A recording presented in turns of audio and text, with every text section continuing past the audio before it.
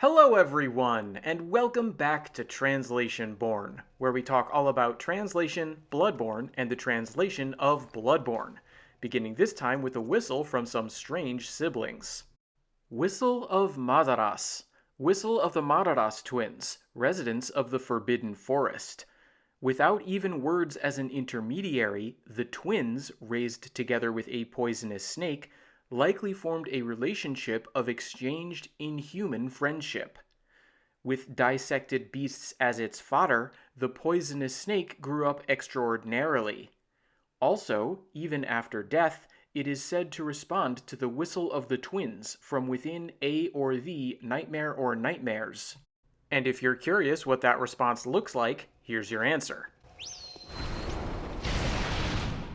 As you can see, the head of a giant snake materializes at the source of the sound, takes one big bite, and then dematerializes again.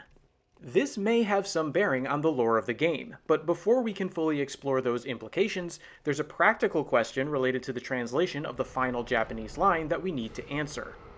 I don't know about you, but taken in isolation, when I read, "Even after their deaths, it is said to respond to the call of the twins' whistle," it's easy for me to think that it's the deaths of the Madaras twins that are being referred to, with the potential implication being that the snake is still alive. When I read the Japanese, on the other hand, I get the sense that we're meant to understand it's the snake that has passed on. What makes this alternative interpretation possible is the tendency to drop subjects in Japanese sentences. Technically, the line in question leaves it up to the reader to determine who has died, and I'm inclined to fill in this particular blank by carrying forward the subject of the preceding sentence, which is identified as the poisonous snake, as opposed to looking ahead in the same sentence to the reference of the twins in relation to the whistle. So, is this snake dead or alive? Well, I believe we can potentially work this out by going back over all that we know about the Madaras twins in detail. If we turn to the butcher mask, we can see that its description mentions that the twins grew up in silent kinship with a poisonous snake, but over time learned how to behave like humans, ultimately becoming hunters. If we then look at the garb description, we'll see that as hunters, they dissected beasts to contribute to the forbidden research of the villagers. Thanks to the Madaras Whistle, we also know that some of those dissected beast parts must have been fed to the poisonous snake they grew up with, likely causing it to grow to tremendous proportions. If we then return to the butcher mask description, though, we'll see that eventually the twins discovered vermin in their beloved poisonous snake, which implies that they both must have joined the League. We're also told that upon this discovery, the younger twin brother is said to have murdered the older, which is backed up by our discovering the butcher set on a corpse in the hunter's nightmare. Finally, as you may recall from the last episode, in order to get the Madaras Whistle, we had to defeat the younger Madaras twin in the Forbidden Woods. The way that I'm inclined to interpret all this is that by the time the player receives the Madaras Whistle, all three figures are dead. If our experience with the League's methods is any guide, the snake probably perished alongside the discovery of vermin inside it. Meanwhile, we're basically told that the older twin was killed by the younger, and then finally the player character had to take the life of the surviving twin to get the whistle. Given that context, I think we can resolve the apparent conflict in interpretations across languages by broadening our understanding of the word they in the official translation. If we interpret the phrase, "even after their deaths, it is said to respond to the call of the twins' whistle," to mean that despite all three characters being dead, the snake still appears when the whistle is blown, that would then mesh perfectly with my understanding of the snake being dead from the Japanese. Of course, my interpretation could be wrong, and the translators may have had something else in mind for that sentence, but I still find this an interesting example of how wider lore context can interact with our linguistic understanding of the game. In any case, that brings us back to the potential lore implications I mentioned early on, because if we understand the poisonous snake to have died, that means we have additional confirmation that at least some dead beings can continue to exist in a or the nightmare. What's more, since we can summon the spirit of that poisonous snake from the nightmare where it resides to any location in the game with the sound of the whistle, that could be taken as another example, alongside that of the player character, of a being that's bound to a dream realm which can traverse all the different realms of Bloodborne, meaningfully interact with other creatures upon arrival, and then return to where they came from. Incidentally, for anyone who's curious why I'm being so pedantic in referring to a or the nightmare, and sometimes potentially nightmares, it's because I think it's an interesting example of how the Japanese can provide more space for interpretation due to the nature of the language. Since Japanese doesn't always require specifying the difference between singular and plural, and doesn't use grammatical articles like English, it's naturally able to maintain a certain level of ambiguity. In English, of course, I think the official translators are right to unify around the concept of the nightmare, since as listening to my preceding statements has likely demonstrated, the way the language is structured really calls for an interpretive decision. Intriguing as I find all these intersections between linguistics and lore, though, what I most appreciate about this item description is the elegant way the translators have rendered the two central lines into English. Here, the core ideas present in the Japanese are that the twins grew up together with a poisonous snake, and though they couldn't even use words as a medium for communication, they formed a bond of friendly relations outside the human norm. The translators preserve all this in a single short phrase. They use the idea of silence in place of without even words as a medium, and rearrange the placement of that idea in the sentence while retaining its meaning by having it modify the word kinship along with the term inhuman. That idea of kinship also perfectly describes the nature of a bond that would form when two brothers are raised alongside a snake. As a result, the translators are able to communicate both briefly and powerfully. I find that to be inspiring work, and I wanted to be sure to mention that before moving on. Deathblood of a higher rank one. A relic harboring the bequeathed blood will of a higher rank one. By means of use, gain cosmically nightmarish dying will of blood. That also resembles a divine revelation, but is a thing that could never possibly be understood. Well, we're going to do our best to wrap our minds around that description, but first I want to point out that there's another Coldblood item with the same descriptive text, but a different name. Literally, it works out to something like, Deathblood of an old higher rank one. Taken on its own, that may not be the most exciting name change, but when you consider how in both languages this marks a distinct shift in the established pattern for the Coldblood items, I think it gets a lot more interesting. So first things first, let's review what pattern I'm talking about. All of the most commonly available Coldblood items have a number included in their names, with the specific variety of Coldblood changing after every 3 numbers. So the Coldblood items associated with numbers 1 through 3 are all called Coldblood Dew, and they also all have the same descriptions. But the items associated with numbers 4 through 6 are called Thick Coldblood, and they share a different set of descriptions. If we look back at the item name for the Great One Coldblood, though, you'll notice that it does not contain a number. That's also true of the old Great One Coldblood. These two items do still share a description, and of course both are associated with some Great One or other, but the age of the Great One in question is now the differentiating factor, as opposed to a numerical value. To me, this symbolizes the fundamental difference between Great Ones and other beings. It's as if the potency of a given sample of Coldblood can be quantified right up to the level of kin, but once the leap is made to that of a Great One, some qualitative shift occurs that renders such numerical classification impossible, underscoring the idea from the description that these relics defy understanding. That phrase also brings me to my next point, because that particular term, relic, only appears a handful of times in Bloodborne's text. That's true whether you're concerned with the English word or the Japanese one, which is ibutsu. In the final version of the game, only the 2 Great One Coldbloods, the 4 third umbilical cords, and the living string are explicitly identified as relics, or ibutsu, although the Japanese does contain an interesting edge case. In that language, the Heirlooms stone is referred to using the term sei ibutsu, which adds the kanji for holy before the same 2-character word ibutsu we've been discussing. That particular instance has been translated into English using the phrase sacred heirloom rather than something like holy relic, and I find this potential distinction fascinating because of the items that contain any version of the Japanese ibutsu, all of them seem to be associated with some form of dead Great One, except possibly for the Heirlooms stone. Of course, some interpretive work needs to happen to back up that claim, so let's go through the items one at a time. For the 2 Coldblood items, recall that the Japanese term for Coldblood literally consists of the kanji for death and the kanji for blood, hence my earlier references to Deathblood. Add to that how the first line of the description tells us that the lingering will harbored by this blood belongs to a Great One, and it seems clear that this blood is at least acting as the medium for part of the essence of a dead Great One, if it's not literally the blood of the Great One in question. As for the 3rd umbilical cords, we know that every infant Great One possesses whatever this might be, and of the 4 we can take possession of, One is gained as a direct result of our killing the presumable young Great One that Ariana gave birth to, and I don't think it's a big leap to imagine the others similarly resulted from the deaths of other such beings. The evidence for the living string runs along similar lines, with it coming into our possession by killing the brain of Mensis, and its description stating that the brain was a Great One that left a relic behind. The Heirloom stone is thus left as a special case, because its description tells us that it was left by Queen Heirloom. Now, depending on your interpretation of the lore, it's possible that we could see this stone as the body of Mergo, and if so, then the Japanese use of ibutsu here would line up with the other uses we've seen. Alternatively, it could be that we're meant to take this as evidence for Queen Heirloom occupying an intermediate stage between humans and Great Ones.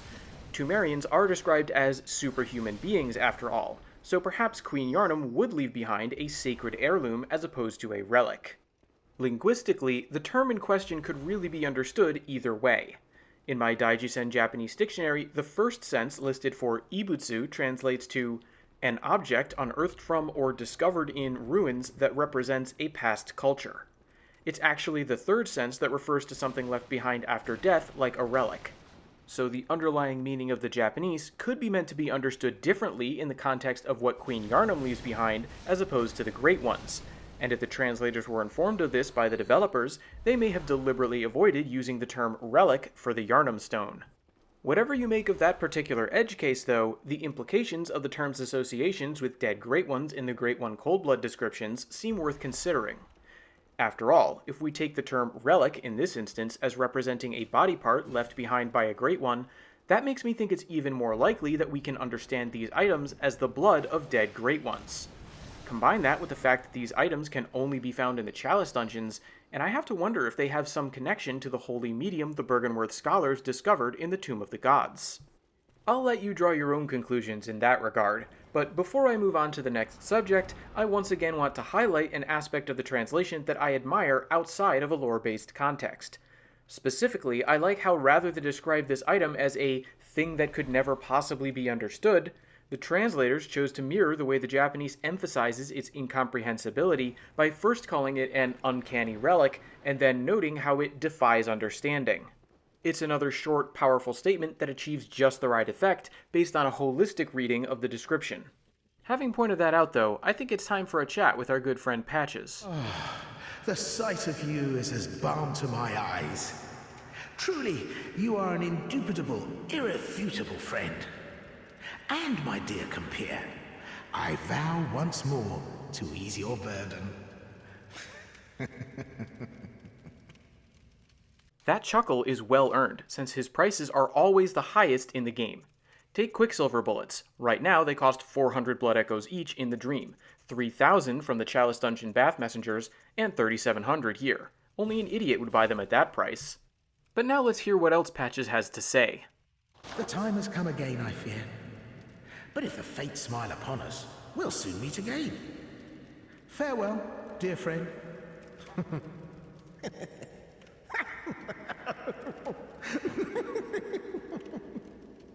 What's the rush? Are you lacking? Or just lost? I'm lacking in blood echoes. How dare you charge such extortionist prices?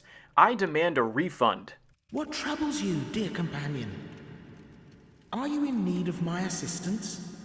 I guess you could say that. If you won't refund me, I'll just have to get those blood echoes back off of you another way. That was uncharitably done. That was uncharitably done, dear friend.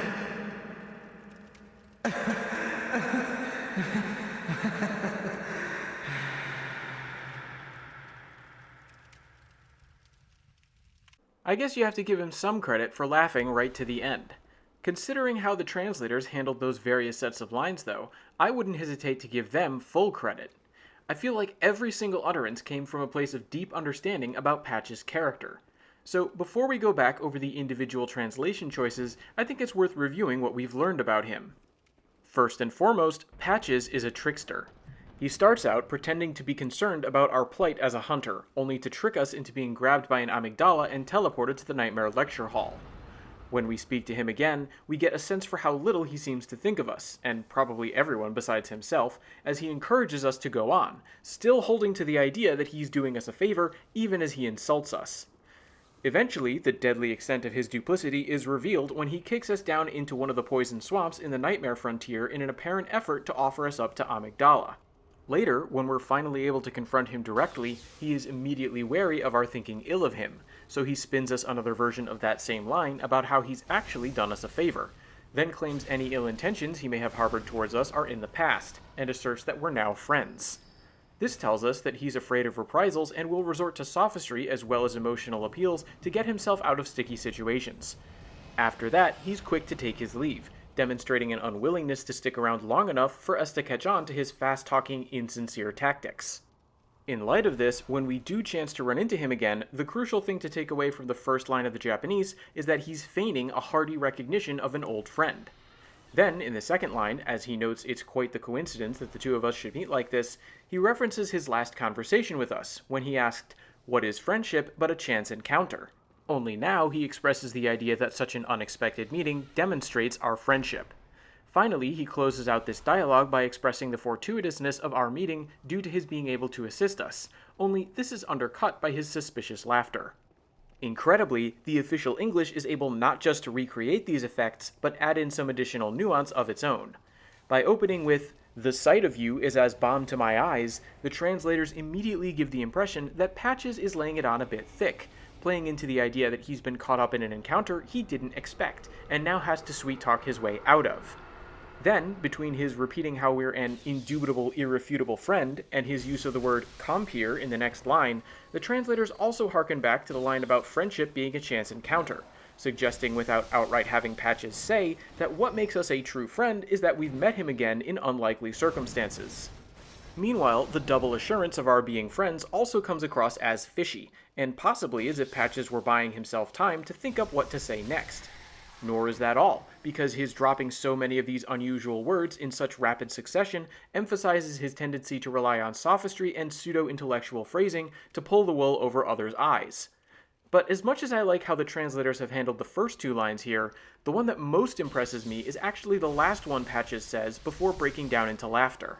That's because while the phrase, "ease your burden," could be taken as a way of saying he'll help us, like in the Japanese, it can also be interpreted as a euphemism for his relieving us of our money. This perfectly plays into the inflated prices of his wares, and helps explain his ensuing laugh, since he clearly believes he's about to successfully dupe us again by claiming to assist us while in fact helping himself. Even if we take the phrase straightforwardly though, the translators include another clue for players to spot the little game he's playing by having him note that he's going to help us once more.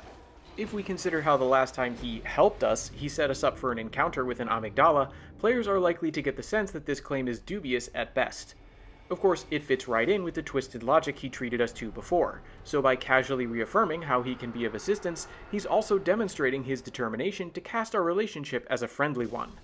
Put all these things together, and you get a line that's grounded in a strong understanding of what Patches is all about, matching the meaning of the Japanese subtitles while adding in additional layers of meaning that all feel perfectly relevant.